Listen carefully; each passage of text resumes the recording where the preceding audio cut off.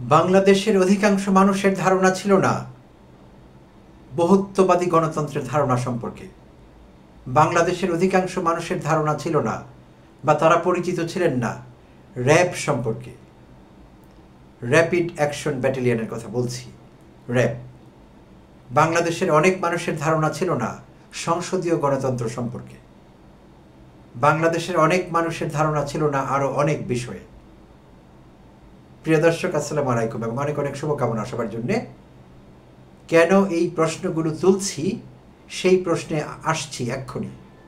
তার আগে আপনাদের একটু জানিয়ে রাখতে চাই, আজ বিকেলে 10 জুলাই বৃহস্পতিবার ঢাকার মিরপুর 11 নম্বরে প্যারিস রোড বালুর মাঠ নামে একটি জায়গা আছে, সেখানে ঢাকা মহানগর উত্তর বিএনপি আয়োজন করেছিল বৃক্ষরোপণ কর্মসূচি।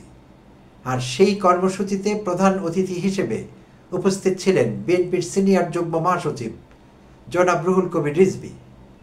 তো রুহুল কবির রিজভী কিছু ইন্টারেস্টিং কথা বলেছেন সেখানে, সেই বৃক্ষরোপণ কর্মসূচিতে। তো সেই কথা প্রসঙ্গে আমাকে এই প্রশ্নগুলো তুলতে হয়েছিল। তো তিনি সেখানে পিআর পদ্ধতি নিয়ে কথা বলছিলেন, প্রপোর্শনাল রিপ্রেজেন্টেশন বা সংখ্যানুপাতিক প্রতিনিধিত্ব বা সংখ্যানুপাতিক পদ্ধতিতে ভোটিং সিস্টেম, এটি নিয়ে তিনি কথা বলছিলেন। তো তিনি ব্যঙ্গ করছিলেন যারা পিআরের পক্ষের লোক, তাদেরকে ব্যঙ্গ করে বলছিলেন রাজনীতিতে যারা একেবারে এতিম, রাজনীতিতে যারা একেবারে এতিম তারা পিআর বা সংখ্যানুপাতিক ভোট পদ্ধতি চায়। রিজভী সাহেব এই কথা বলেছিলেন যে রাজনীতিতে যারা একেবারে এতিম। তো রিজভী সাহেবকে একটু পেছনের কথা স্মরণ করিয়ে দিতে চাই। 5 আগস্ট পরবর্তী সময়ে রিজভী সাহেব খুব আবেগ আপ্লুত হয়ে প্রকাশ্য জনসমাবেশে কিছু মন্তব্য করেছিলেন, ইমোশনাল মন্তব্য ছাত্র নেতৃবৃন্দ সম্পর্কে, জুলাই অভ্যুত্থান বা জুলাই আন্দোলন বা জুলাই বিপ্লব সম্পর্কে। আর সেই জুলাই বিপ্লবের কারণে, ছাত্রদের আত্মত্যাগের কারণে, তাদের সাহসিকতার কারণে তিনি যে অন্ধকারের প্রাণী রিজভী সাহেব আলোতে বেরিয়ে আসতে পেরেছিলেন, শ্বাস বন্ধ হয়ে থাকা জীবন মৃত রিজভী সাহেব আবার শ্বাস ফেলতে পেরেছিলেন, সেই কথা তিনি প্রকাশ করেছিলেন কৃতজ্ঞতা প্রকাশের স্টাইলে। অর্থাৎ সোজা কথা বলতে গেলে তিনি কৃতজ্ঞতায় আপ্লুত ছিলেন, কৃতজ্ঞতা পাশে আবদ্ধ হয়েছিলেন ছাত্রদের প্রতি। আর সেই ছাত্ররাই কিন্তু এখন পিআর বা প্রপোর্শনাল রিপ্রেজেন্টেশন যাচ্ছে। ছাত্রদের দল এনসিপি এই দাবিটি বেশি করছে।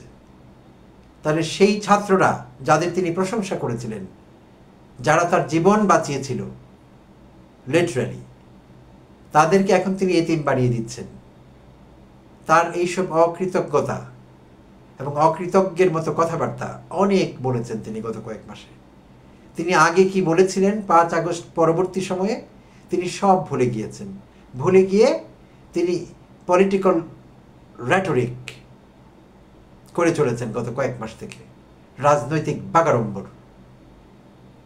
লাজ লজ্জার মাথা খেয়ে কৃতজ্ঞতার কথা সম্পূর্ণ ভুলে গিয়ে ছাত্রদের দায় অস্বীকার করে তিনি বলবার চেষ্টা করছেন যে একেবারে এতিম ছাড়া নাকি কেউ পিআর পদ্ধতির নির্বাচন চায় না।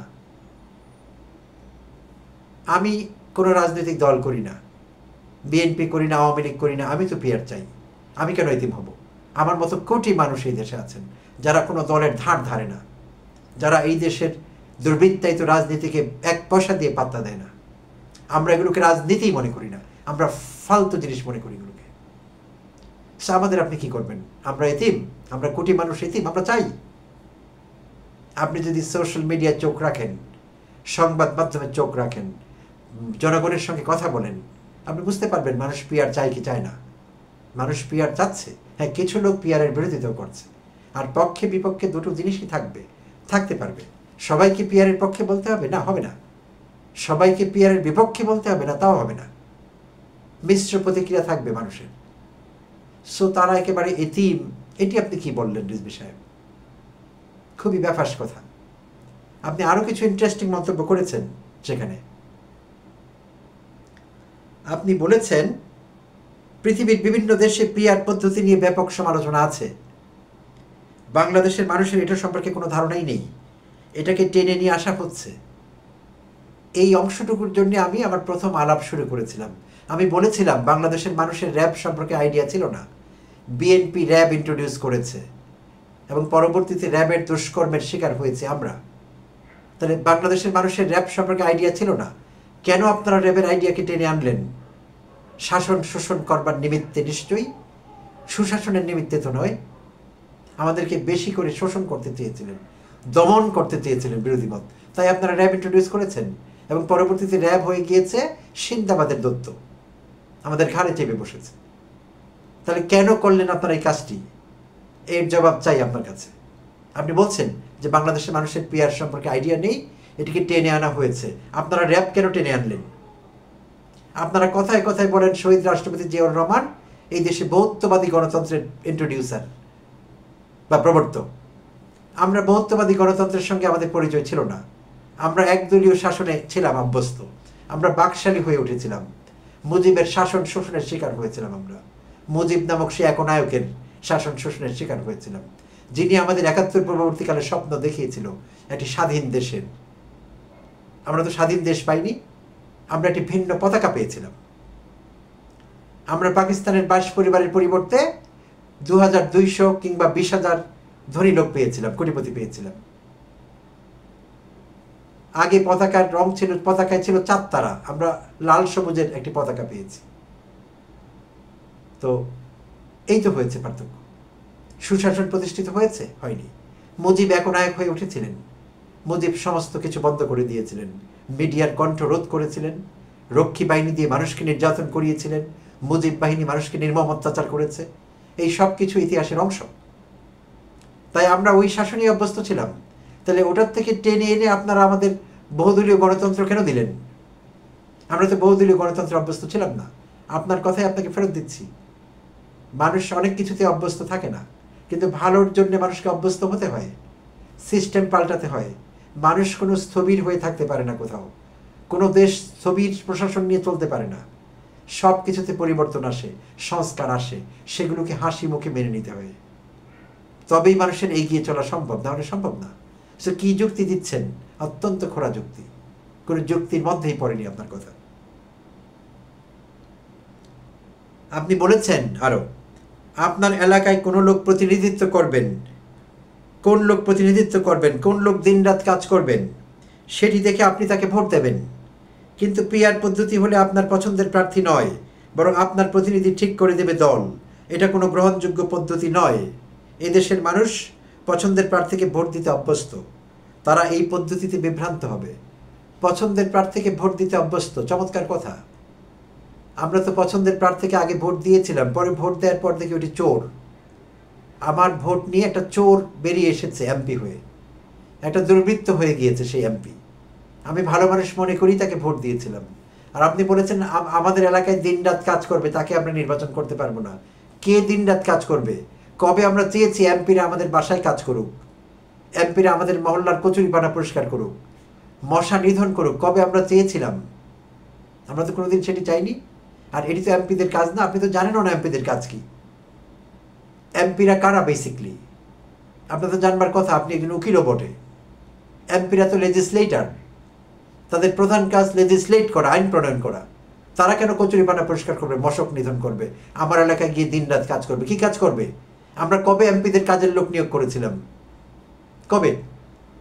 বাজে কথা, অত্যন্ত জাস্ট কথার কথা, কোনো সারবত্তা নেই কথার মধ্যে, অন্তঃসার শূন্য কথাবার্তা, সব বায়বীয় বক্তব্য, কোনো দাম নেই কথার। এই সেবক আমরা কোনো কালে চাইও নি, পাইও নি, আর পাওয়া সম্ভব না। আমরা দুর্বৃত্ত পেয়েছি, আবার দুর্বৃত্ত পাবো। সামনে যে নির্বাচন একটি চড়ুইবাতি খেলা হবে, সেই চড়ুইবাতি খেলা আমরা আরো নতুন কিছু দুর্বৃত্ত পাবো, নতুন কিছু মুখকে আমরা চিনতে পারবো নতুন করে, জানি আমরা। আমার এই আশঙ্কাই সত্যি হবে। আপনি আরো বলেছেন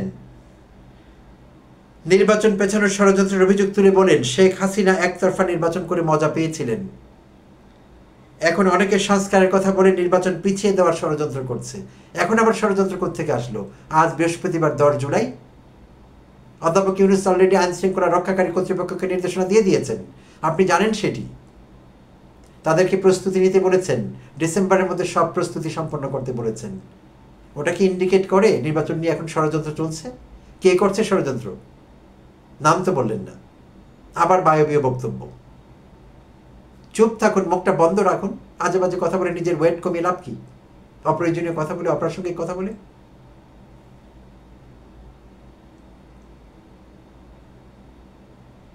আচ্ছা, এখানে এই একই অনুষ্ঠানে এই সেই বৃক্ষরোপণ কর্মসূচি মিরপুর 11-র সেই প্যারিস বালুর মাঠে ঢাকা মহানগর উত্তরের আহ্বায়ক আমিনুল হক কিছু চমৎকার কথা বলেছেন। সেখানে বিএনপির এই নেতাকে আমি প্রশংসা করছি, আমি রিজভী সাহেবকে নিন্দা করছি তিনি যা বলেছেন, এবং তিনি অকৃতজ্ঞতা প্রকাশ করেছেন, তার অকৃতজ্ঞতাকে আমি নিন্দা করছি। তিনি কৃতজ্ঞতা স্বীকার করলেন না। বাট সেখানেই একজন নেতা বিএনপি ঢাকা মহানগর উত্তরের আহ্বায়ক জনাব আমিনুল হক তিনি কিছু গুরুত্বপূর্ণ কথা বলেছেন, সেটি আমার কাছে খুব ভালো লেগেছে, সেটির আমি এখন প্রশংসা করছি। আমিনুল হক বলেছিলেন, সভাপতির বক্তব্যে বিএনপি ঢাকা মহানগর উত্তরের আহ্বায়ক আমিনুল হক কর্মসূচি সফল করার জন্য সবাইকে ধন্যবাদ জানান এবং ঢাকা মহানগর উত্তরের সর্বত্র নিম গাছ লাগানোর ঘোষণা দেন। খুব ভালো কাজ, পরিবেশের জন্য ভালো একটি কাজ হবে। তিনি আরও একটি গুরুত্বপূর্ণ কথা বলেছেন, খুবই গুরুত্বপূর্ণ আসলে।